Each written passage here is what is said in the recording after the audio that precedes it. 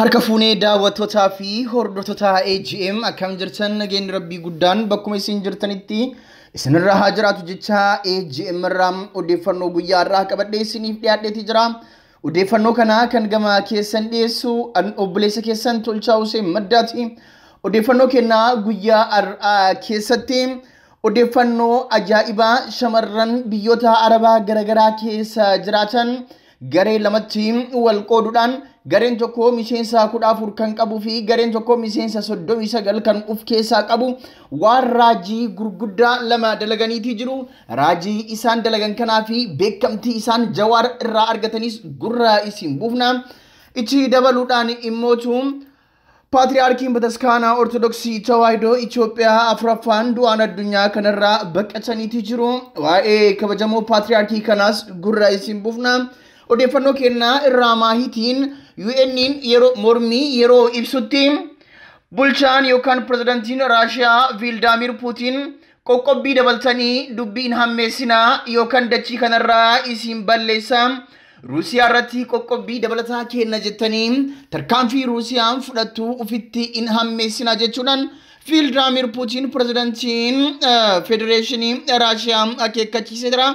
Odeeffannoo kana wal dura duuban gama keessan dhiyeessinaa tamsaasni keenya idilee guyyaa guyyaan AGM irraa isiniif darbu bifa salphaa ta'een akka isin bira ga'uuf warroonni YouTube channel keenya subscribe godhin YouTube channel keenya subscribe godhadhaa jecha amma kallattiimaan gara odeeffannoo keenya guyyaa irraatti isin ceesifna. Shamarran Oromoo karaa social miidiyaatiin sochii Oromummaa irratti jajjabeessuu taasisaa turan. Duran karam sheerii fi deeggarsa laayikii fi yaada qabsoo irratti nama kakaasu maddisiisuudhaan kan hojjetaa turan yeroo ammaa ergaa hoggansi Oromoo Jawaar Muhammad mana hidhaatii ba'ee gama hojiin si'eessuu qabsoo si'eessuu irraa hojii qabatamaatti ce'uudhaan Jawaar Muhammadii fi hoggantoota isaa waliin jiraniif ulfina laatan. Shamarran kun garee lama kan qaban yoo ta'u gareen tokko miseensa 14 kan of keessaa qabu mallaqa walitti baasuudhaan Jawaar Muhammadiif ulfina kan godhe yoo ta'u waa'ee shamarran kanneenii yeroo darbee bal'inaan isinii gabaasuun kennaa ni yaadatama. Gabaasa kennaa yeroo darbee irratti hojiin shamarran 39 hojjetanis hojii shamarran 14 kana wajjin walitti qabamee waan gabaafameef gareen namoota yookaan shamarran 39 of keessaa qabu kun hojiin kennaa kophatti hojiin jaraatis kophatti jarris waan humna isaanii godhaniiti jiru nullee waan humna kennaa goonee jirra jechuudhaan sirreeffama kana AGM'if kan ergan yoo ta'u sirreeffama isaan ergan san akka itti aanutti isin biraan geenna.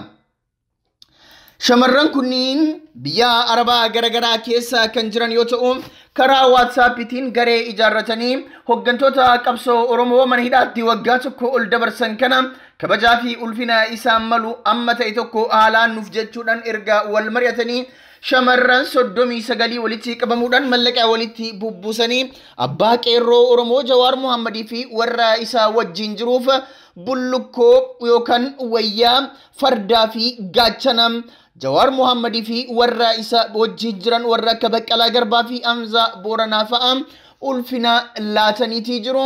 Hojii kana warreen hojjetan immootu tokkoffaa irratti Leemman Sanyii Waaqoo Guutuu, Qamalee Qananiistuu Arsii, Saaraa Daadhii, Maamiyyaa Oromoo, Oromiyaan biyya koo, Samuuta Oromoo, Boontuu Sikkomandoo, Hamziyaa Sanyii Hacaaluu, Saadiyee Arsii, Saadaa Abdallaa, Ofiin Boontuu Arsii, Samiiraa Arsii, Saadiyaa Takkitii Gammadaa, Siifan Jaalalaa Dhugaa akka feetee intala Oromoo, Badriyaa Ibraahim, Madiyyee Nadhii Gammadaa, Jamiilaa Oromoo, Foozii Oromoo, Asliita Oromoo, Qamariyaa Takkitii Arsii Shaashee, Makkiyaa yookaan Awwiita Oromoo, Ilillii Haadhaa Qeerroo, Boontuu intala Jawwee Kaamettii Sultaan, Ayyuutuu Samiraa Oromiyaa yookaan Samiraa Gosee, Xayyibaa Haaj Galatoo, Booniyyee Sanyii Jawaar, Liinii Binsaa Daabbaa, Raabiyaa intala Oromoo, Arsitii Kofalee, Aniyyee Anumaa Tabaalee, Jamiilaa Arsii Dubaay, Sabaakoo Oromoo, Aishaa Iftuu Sanyii Jawaar Muhammad jarri kun wal ta'uudhaan nama 39 ulfina amma viidiyoo itti aanu kana keessatti daawwattan Jawaar Muhammad fa'aaf kennuudhaan hoggantota isaanii ulfeeffatanii jiranii kennaan isaanis farda bulloo hidhannoo fi gaachana isaa wajji Jawaar Mohammadiif wayyaa dabalatee kan kennan yoo ta'u hoggantota isa wajjin jiraniifis wayyaa kennuudhaan ulfinaa fi wayyooma kanam itti uffisanii jiru. Ulfina isaan kennanii fi deebii Jawaar Mohammadii fi galata Jawaar Mohammad isaaniif kennes akka itti aanutti daawwadha. Arabaati qarree biyya Arabaati baga Rabbiin nagaan si baasee baga Rabbiin nagaan isin baasee jedhaatiidhaan sanuu himaa jedhanii baga Rabbiin nagaan isin baasee baga gammadanillee isaanillee baga gammadan jechuu barbaada.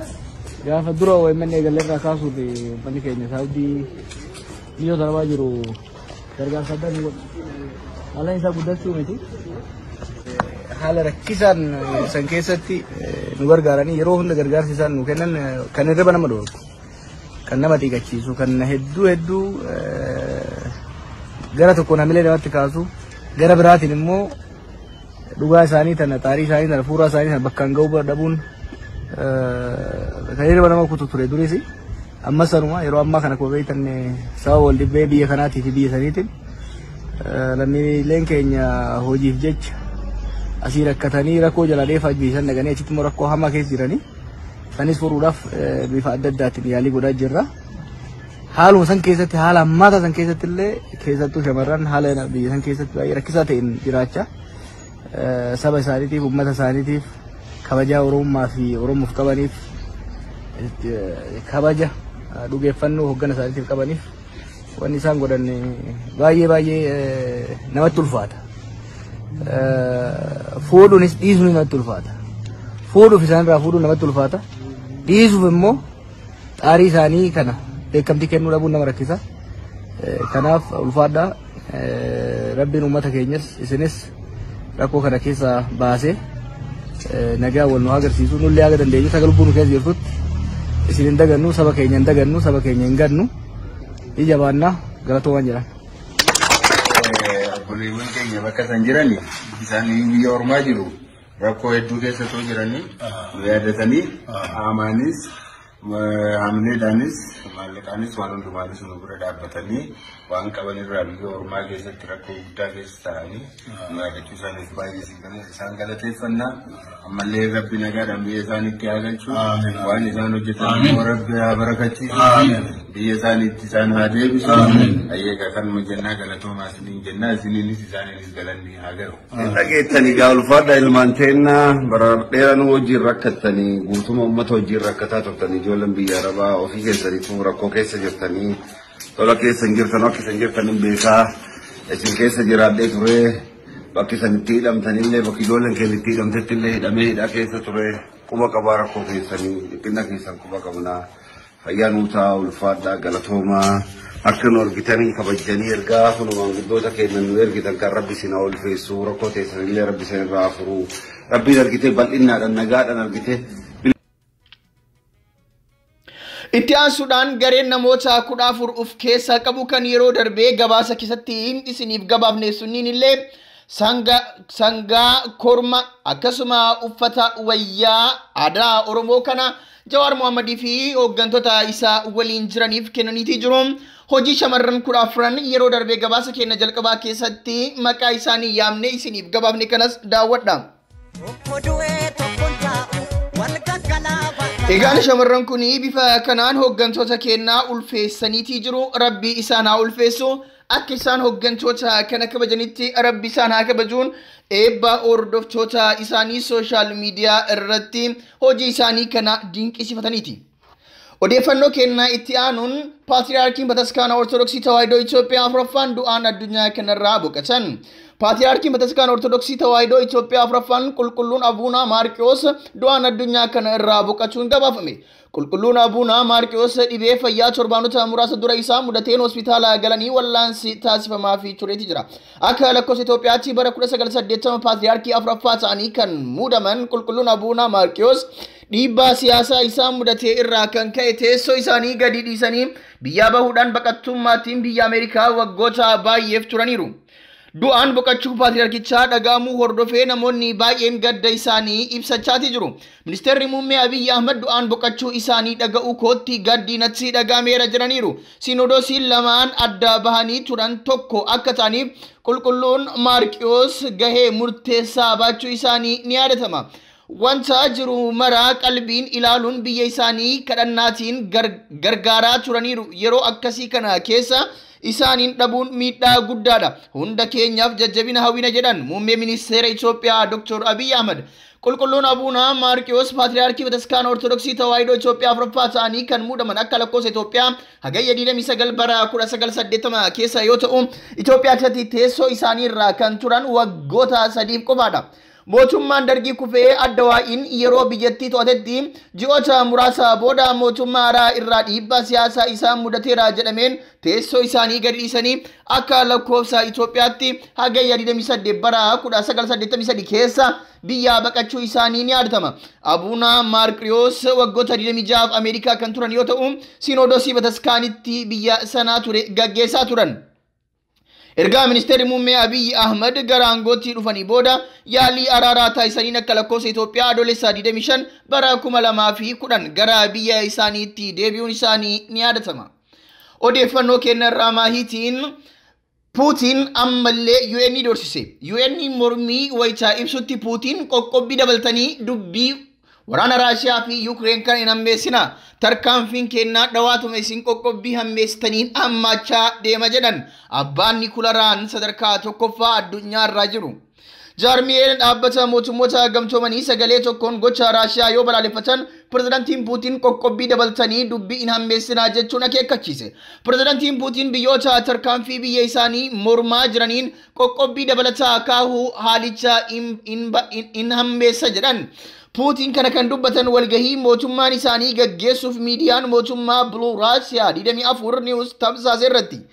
Nuti olloota keenya irratti fedha hamaa adda ta'e hin qabnu jedhe Puutiin itti dabaluunis olloota keenya nurratti tarkaanfii dabalataa akka fudhataniif hariiroo keenya hammeessan taasisaa hin jirru jedhan.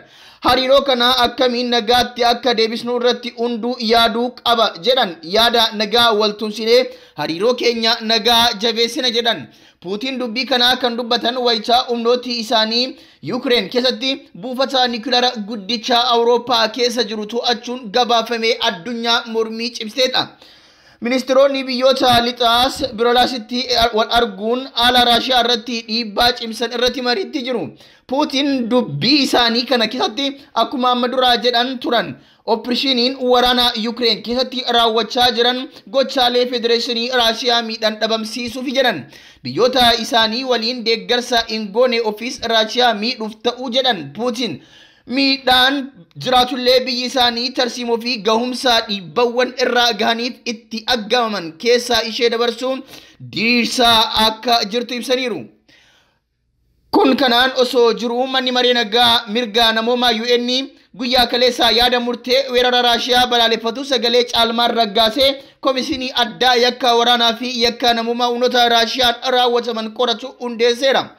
Ibsa waloo kana baasuun kan keessatti biyyootni hedduun sagalee deeggarsaa kennanii gadiin cal'isaa yoo filatan kan mormite Eertiraa qofaadha. Manni maree kun komishinii yakka qoratu isa ol'aanaa kan ajaju yeroo amma dura Siiriyaatti fi Itoophiyaa irratti komishinii qorannoo gaggeessuu hundeessedha.